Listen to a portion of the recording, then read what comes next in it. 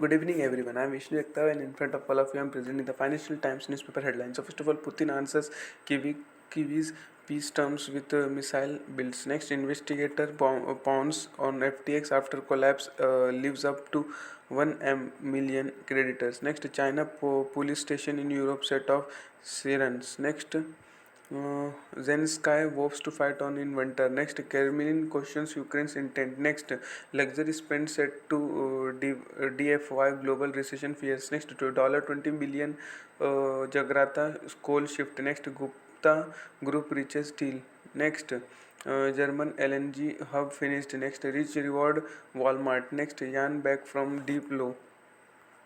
Then we comes to page number 2 on that G20 condemns war and nuclear threat. Next, Russia and Ukraine close in on grain deal extension. Next, China's police outpost rise alarm in Europe. Next, World Cup Qatar's footballers help Gulf stage forge national identity. Next, on page number 3 on that central banks to rein in jumbo rate increases has outlook darkened.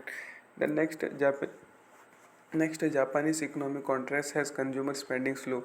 Then we comes to page 4 on that LNG site eases German gas rationing fears. Next, rich nations agree $20 billion deal to help Indonesia shift from coal. Next, world population passes 8 billion and grows older. Next, COP27 host Egypt grapples with climate change problems.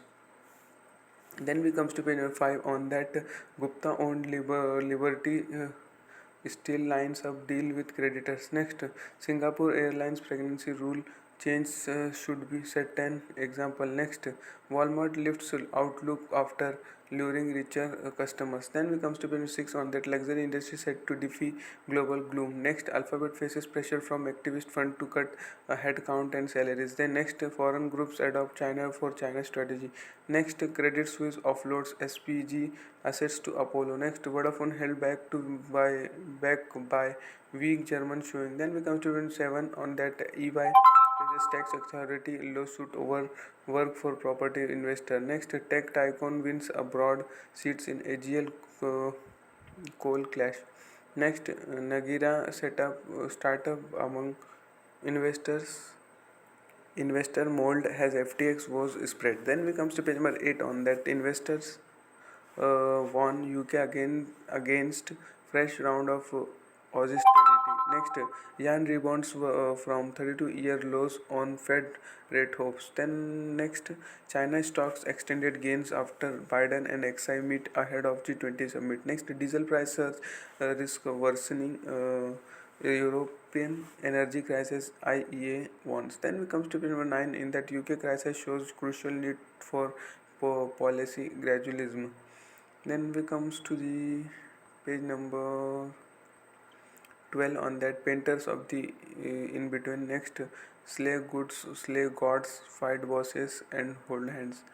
Then we comes to page number 13 in that the fragile US Treasury bond market.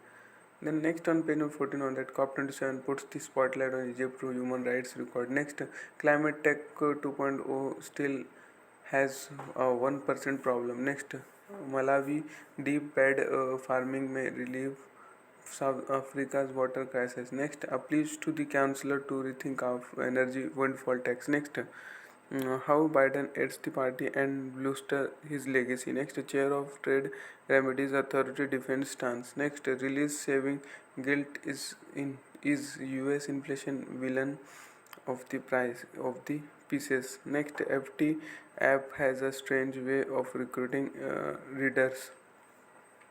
Next, over 50s can do more than plug the labor gap. Next, don't forget perpetual pay common every 6 months.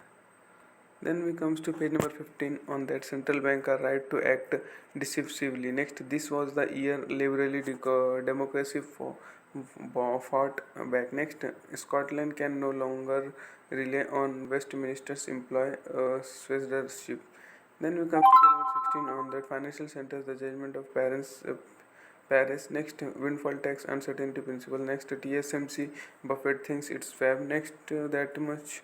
Next, Ukraine $11 million investment challenge. That much for today. Thanks for watching.